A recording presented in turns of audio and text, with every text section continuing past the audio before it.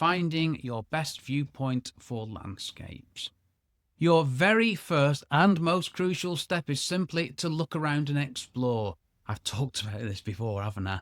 Don't just stand where you first arrive and lift your camera. Walk around your chosen scene, even if it's just a small area in your local park or garden. Get low, get high, if safe. Move left, move right. Pay attention to how your viewpoint changes the relationship between foreground and background elements. See, what looks ordinary at eye level, it might look dramatic from down low. Things like making a small flower appear enormous against the sky. Or from up high, you can reveal interesting patterns, just different ways of looking at the same thing. This is such a powerful thing to be able to do.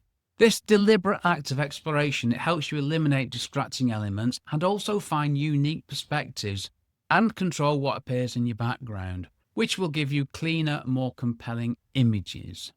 Now, with landscapes, look for natural lines or shapes that can lead your eye into a scene. Things like a winding path, a row of trees, the curve of a river, that kind of thing.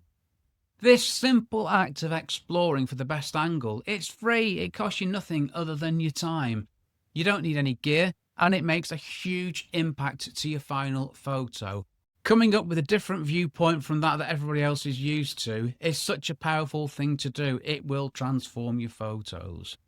I've talked about these photography superpowers many times before, and they are walking, looking and thinking. Yes, really. Right, that was number one. That was good stuff, that, even if I do say so myself.